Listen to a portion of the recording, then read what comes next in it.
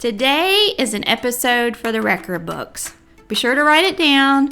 Yes, I'm actually cooking. Something very easy and fun, as a matter of fact. I am going to share with you a recipe I threw together over Easter, and it was an absolute hit at our Easter dinner. Everybody is still talking about it. It is a poke cake, meaning you get to literally poke holes in the cake.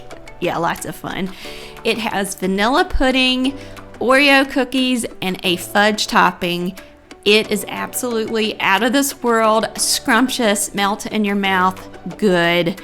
Your family's going to love it. So let's jump right in, and I'm going to show you how easy it is to make this cake. Even better, it doesn't cost much. It's fast to put together. You can't beat it. Let's get to it. First, I baked up 2 generic yellow cake mixes, and then I used a wooden spoon. You could always use a round spoon, but you need that to poke holes in the cake, thus a poke cake. I used a rectangular handle. Round handle would have been just fine. This is just what I had handy. And I proceeded to poke holes evenly spaced. Well, this is one big 8x12 sheet cake that I made with the 2 yellow cake mixes.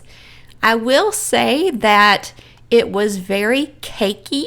If you wanted less cake, I would just use 1 cake mix in that 8x12 pan.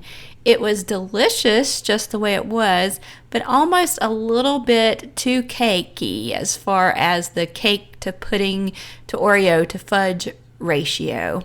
I think I ended up putting 15 holes in the cake in all. Now, this is my pudding mix. I got 2 vanilla instant pudding mixes. Generic brand is just fine. And you follow the directions on that and let it set up until it turns into pudding in your fridge. So everything's all instant and easily done. Now I'm opening up my Oreos, and this is generic brand Oreo as well.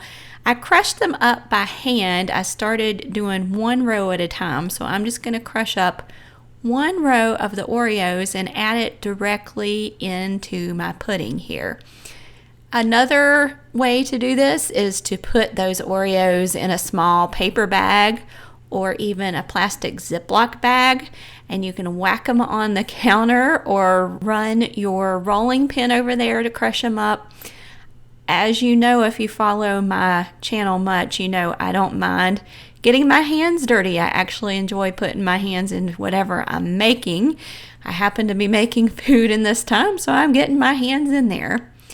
After I put the first row of Oreos in, I went ahead and gave that a good stirring to evenly distribute the Oreos. I was a little concerned that these pieces would be too large.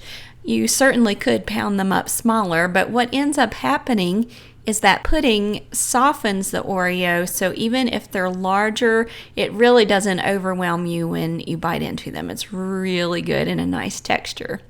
So I added a second row of Oreos, and I'm going to mix that all in here to where they are evenly distributed in that pudding. All we have in this bowl is vanilla pudding and Oreos.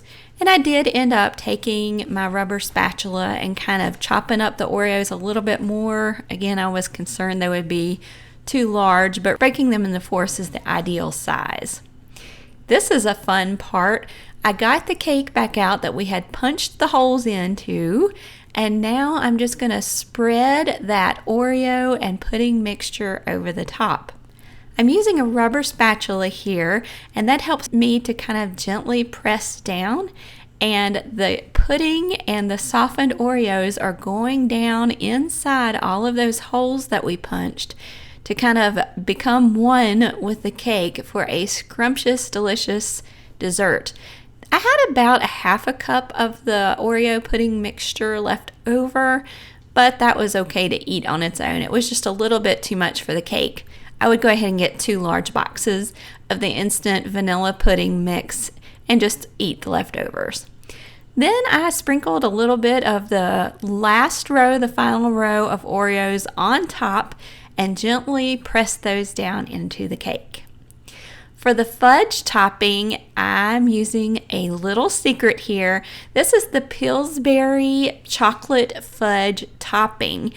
And in order to make this spread on top of the cake, I actually put 2 containers of the chocolate fudge icing into the microwave in a microwavable glass bowl for 1 minute. Now that 1 minute is not going to soften it completely, but if you take a rubber spatula and just keep stirring that after it comes out, the heat will cause all of that to melt until it's the consistency of a thick pudding, and that way you can pour it right on top of the cake and it will spread evenly. I was a little worried that it would pick up the Oreos as I spread it and it would just become a big mess.